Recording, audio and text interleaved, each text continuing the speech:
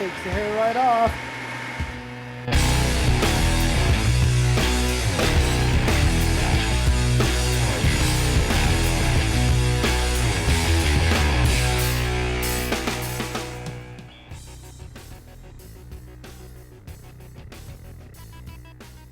Guys, John Fitzen once again with the fighting knives.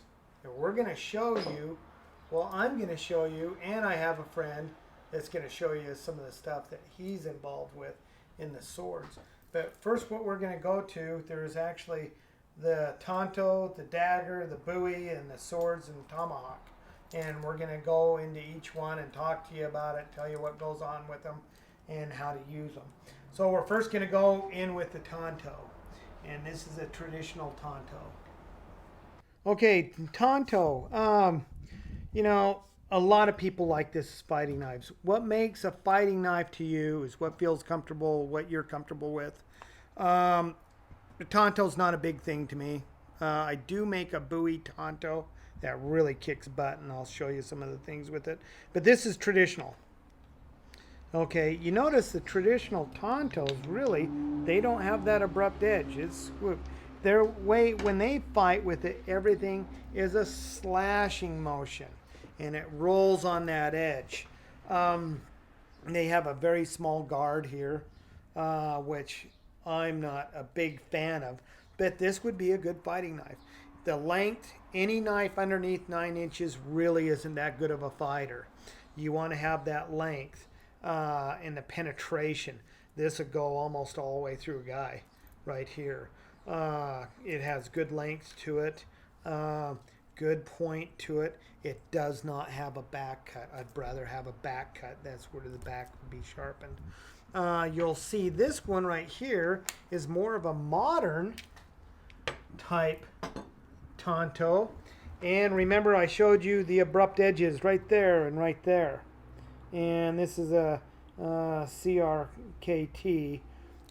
good knife. It has the skull crusher right here. What I don't like about this, you could still slip up on that blade.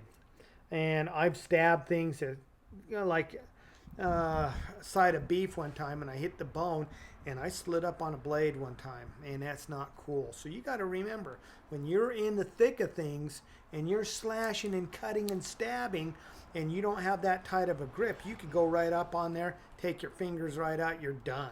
Okay, now we're going to go into the daggers. The dagger. Saxe Fairbairn. That's great, great knife. The British troops use this. World War II. God, most troops have used this. They've used it as boot knife on your belt, different stuff. I'm going to show you some of the things with this. Basically, it is a stabber. Okay, it doesn't have very good weight, so if you're coming in to cut with it, you've got to put a lot of weight behind it. But not too many people know, you're not hitting up in through here. You want to hit up in the tips to where you're cutting, where it's like that abrupt edge, and in stabbing. One of the things is what this was famous for was taking out people quietly. A couple different things what they would do. I learned this from a guy that was in the SAS. You're coming up from behind the guy and grabbing him by the chin and pulling him with your knee in his back. So you come across. So you just slit his throat. Then you take it this way. You get his jugular. Then you roll the knife and pop him right in the spine there. Well, he's not talking, bleeding out, paralyzed. You know, I'll show you some easier things, but it's very fast, stealthy, light. It's not really heavy. It's a fighter. Doesn't have really good stopping power if a knife slides down here, but it's very effective. And if it's what you like, that's another thing. Like I say, you might not like the bigger buoys and different stuff. This came up from this. This is a better fighter. You can see the guard's more protective. You can actually catch a little bit, and the way they fought with these is more of a loose grip. They would use a fencing style grip on this, very light-handed. Then they came up with this, and the little swoops on there was actually, you can catch it and kind of flick it. And if the guy was also trained in the fencing style, it was easier to get his blade out. But we'll even talk about that later on down the road. But great tip, wider. It has more possibility of cutting vitals because this is so narrow, and wider is better. And then they also do a thing, they used to do this where they'd put weights in here. So it depends on how you want it. If you wanted it blade heavy, you wanted it handle heavy. It was really a cool idea, but this was really for its time. Which do you prefer, blade heavy or handle heavy? You know what? I like kind of in between is what I like. And this one actually feels good to me, but I'd rather have it a little bit heavier up in the front. And but you know, you can use the same movements as you do on this, but out of the two, I would take this over this one by far. A little bit more robust and all that. And then here's a different one, SOG Pentagon. I don't like it because the guard. Every fighter should have a guard on it. You could still slip up on that. And even though this has rubber, when it gets bloody, I've had rubber handles, sometimes it get real slippery. But you can tell what they've done on this. They have the serration, so for rope, twine, and different stuff like that, but they have the other edge. And this would be good for a leather jacket, too. It's a nice knife. I wish they would have more of a guard like this, or even a full Cruzada. And it's a nice feeling knife. So next we will go into the Bowies. Well, let's start with this. This is my Bulldog. This one I carry. This isn't a 9-inch. It's about 6 inches rounding through there. This is actually a copy from Jim Bowie's original knife that he had in the Alamo. And yes, they do have it. You can go to my other YouTube channel, watch on my other YouTube about Jim Bowie, and you'll see. But this way this is designed, I'm going to show you. I can go blade to blade with the guy, come up there and hook him, catch him, bend him to weak side, and just roll over and back cut them. And I showed you how the back cut was.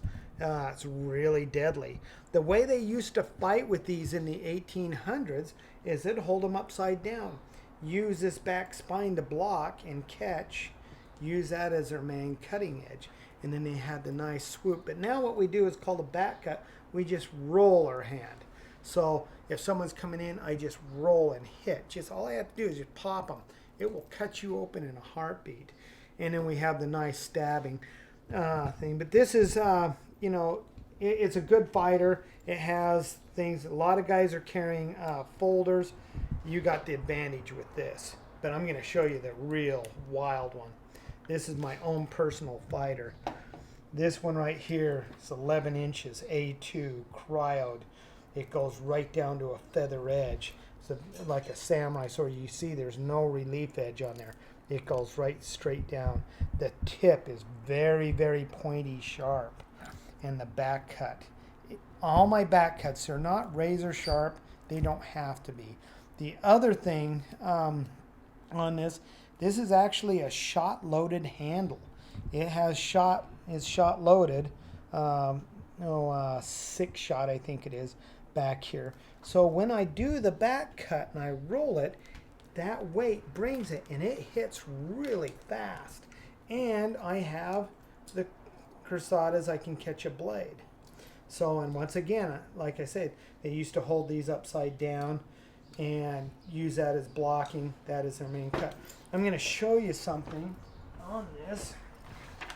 We'll show you that's razor sharp, okay?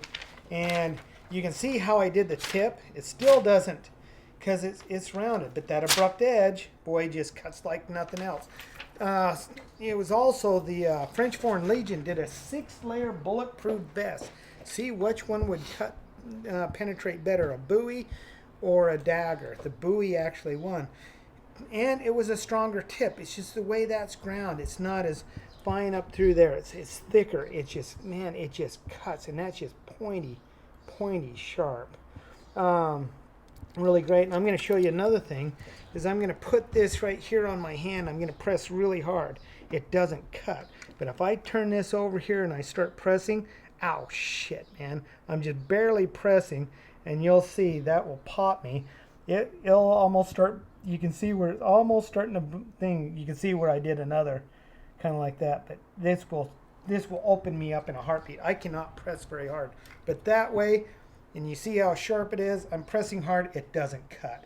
But that way you can see it's starting to get almost to where it's gonna, you know, you can see where, yeah, it's just about ready to start bleeding a little bit.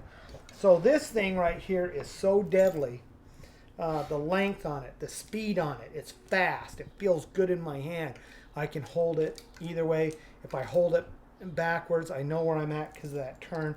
This is a stag handle on this. This is actually other parts from the Jim Bowie original knife that I adapted. This is a wrought iron guard. But these cruzadas are very important. You can just grab, and it's a lot easier to do than what you think. I'm not looking to grab your knife, but if it's there and I have a hold, I can grab your knife. I can just wing around, catch you. There's so many things you can do with this knife. It's really cool. I love this type of sheath right here. This is easy to get out. A lot of my sheaths don't have retention. And this right here has a frog. I can just go down in my pants and it stops, and I can still get it out really easy. I can throw this in the pit of my back. I can come down here and put it down here, and I can still get it out really easy. But if I'm getting into my vehicle, I can just take it out that easy, and I can put it down between the seat. And it's a lot harder for guys to get out. I had an incident where a guy grabbed a hold of one of my other knives that has retention, and it's smaller. The smaller knives, I think you have to have retention. Someone tries to grab that, it puts a bind on it. And but this, I love the way this carries, and it's fast, deadly. It's probably the deadliest knife. Well, it's the deadliest knife I own. It's just so fast. And you felt it, Sam. It's a fast blade. Yeah. It's a lethal, Yeah. lethal tool. Yeah. You know, this has retention on it right here, and it's easy to get out. This is a cross draw. I usually have all my knives cross draw because I carry my gun. But that be right here. I can sit here just like this. Boom. That fast. I can have it out and back cut you in a heartbeat. And then you've seen the other sheaths. There's survival sheaths and Kydex sheaths and that. Another very important thing is, this is one that I made up from one of my knives. You see, has cruzadas on it, and it's a practice knife, and it's a very good thing to have. You'll see we'll be doing that on the other videos on real knife fighting and all this other stuff. It's really cool. And this is just a piece of oak, and I put that, and you can make a trainer really easy, you know, or have us make it if you want, you know. But that is the Bowie. There's wide buoys. You know, all my buoys are 1/4 inch thick, but I think the Bowie is the very best fighter out there. It will chop really well, like a Gurkha. It stabs better than a dagger.